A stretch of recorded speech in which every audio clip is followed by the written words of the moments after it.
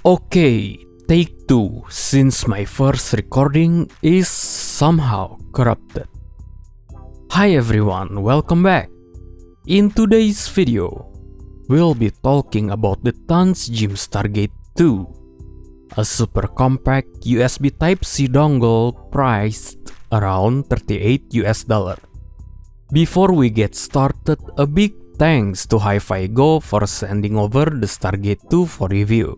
But as always, this review will be 100% my honest opinion. Okay, let's start with the packaging itself. The Stargate 2, for the spec, it has the Cirrus Logic CS43131. I believe it's just single CS43131, but anyway. And it has a big logo of DSP that I personally cannot use. I'll talk about it later in this video. And on the back, there are some numbers and specification. Okay, let's open the box.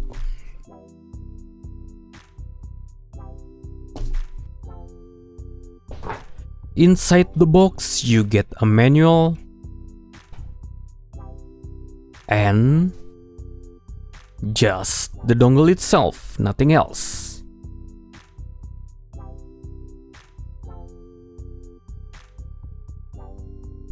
Okay, let's start with the build quality. The Stargate 2 is like very compact and small, and it is ultra lightweight. It weighing only at 4 grams. It is made out of metallic body and woven copper wire that they marketed it for superior insulation. Also on the front of the Stargate 2, there's a small window, just in case you wanna see the decoding chip. Also, thankfully, there's no annoying LED shining to our eyes, like some other competitor or off-brand alternatives. They usually put an LED, like some kind of bitrate, sample rate indicator.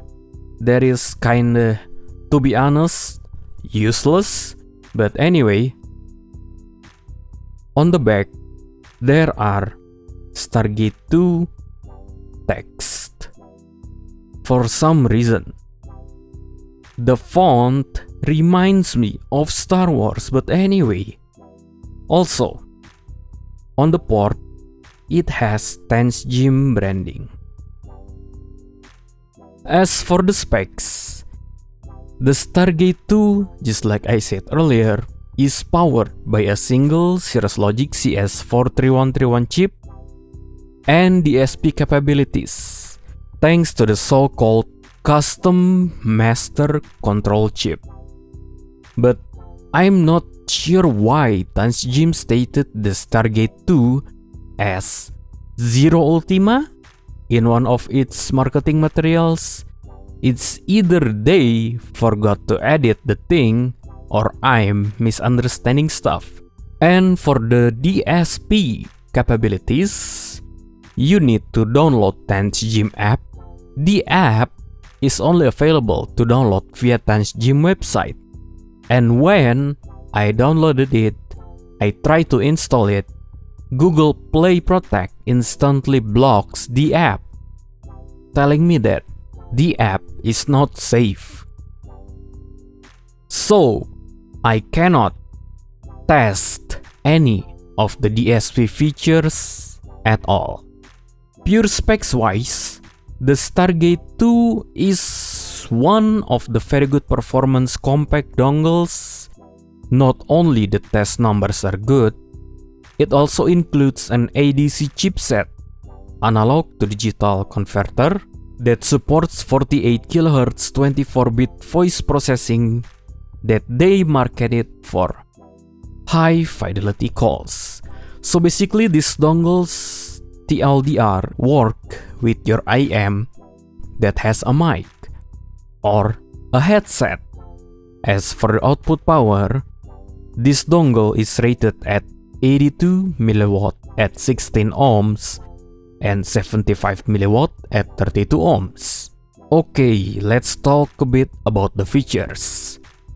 First, DSP adjustment, 8-band parametric equalizer that I cannot test because the app is blocked by Google Play Protect. Second one, 32-bit up to 384 kHz PCM and native DSD 256 decoding. Third one, 24-bit 48 kHz ADC for calls. Fourth one, gaming mode that you sadly have to activate it via those apps, so I cannot test the thing, and they market it to help you gain competitive advantage on games such as CS2 and Valorant. And yes, they literally mention CS2 and Valorant on their marketing materials. Okay, last one. It is compact and hassle-free. Literally just a small dongle with a cable. And that's it. Okay, now let's talk about the sound. The setup I use, obviously, the Tanzjim Stargate 2, Kiwi Ears Aventus and Ardor, both on wired-only mode, a Sennheiser HD650, and a Beyer Dynamic DT990 Pro 250 ohms. As for the IM, I test this with SimGod ET142, NKZ EDC Pro, just to test the microphone capabilities. I mean, the dongle does not have a microphone, just in case you're wondering. So, my first impression of this dongle is that for its price, it sounds actually really good and has a very full, punchy bass. Well, at least when used with low impedance headphones or IMs. Also, there's literally zero background hiss or noise, which is very nice. Okay, now let's talk from the bass. The bass itself is full-bodied, punchy, and it's really engaging and fun to listen to. But I'm pretty sure this dongle is not made for high impedance or low sensitivity headphones. But then if you ask, why do I test this with high impedance and low sensitivity headphones in the first place? Remember, they market this as a dongle for competitive gaming?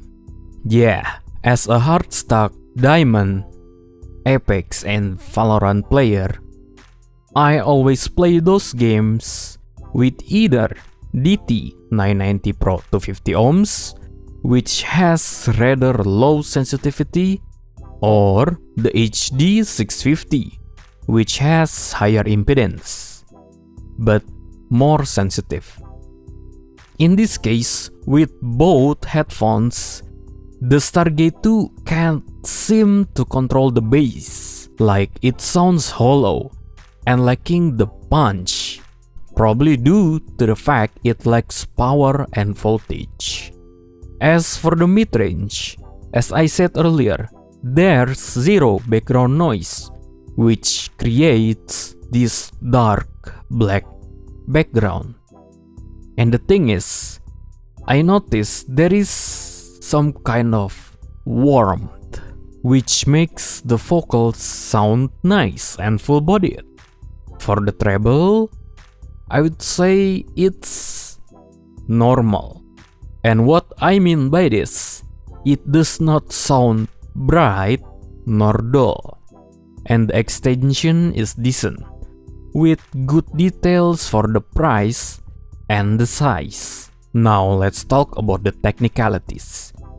For a 38 USD, very small, compact, hassle-free dongle, the Tanzjim Stargate 2 actually impresses me.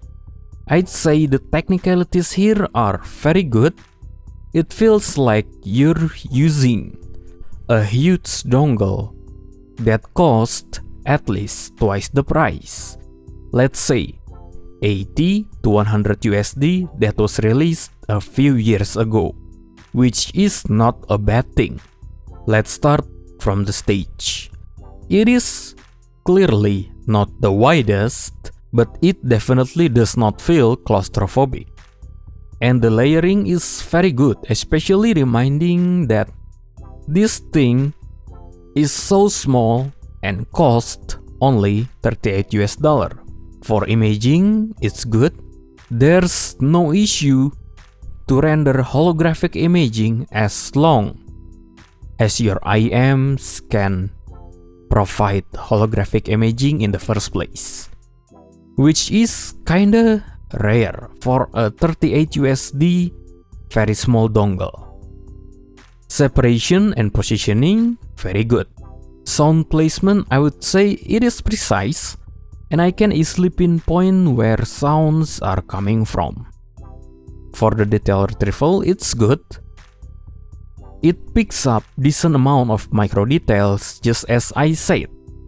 Its performance is on par with a bigger dongle that cost twice or more from a few years ago.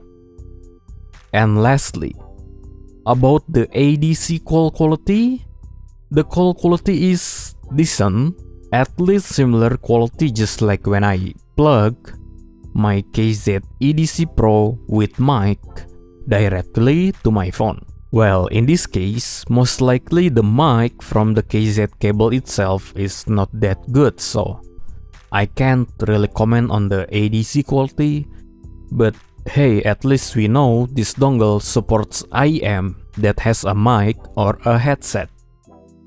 Okay, conclusion of this review. If you're looking for a budget, compact, hassle-free USB dongle, I can easily recommend the Transgym Stargate 2. I am not sure how they managed to pull this off like I said earlier. The Stargate 2 sound as good as bulky dongle that uses dual DAC and stuff that was released a few years ago. Sure, it does have a sketchy app that instantly got blocked by Google Play Protect, so I can't even test the DSP and parametric equalizer and the gaming mode, and the output power is not as powerful as those big dongles that I mentioned earlier. But at least for portability, like very compact sized dongle that's literally just like a cable, this small device sounds great and has minimal battery consumption to the source device. Okay, thanks for sticking with me until the end. If you found this review helpful, please drop a like, hit subscribe, and share the video with your friends. I'll catch you in the next one. Bye for now.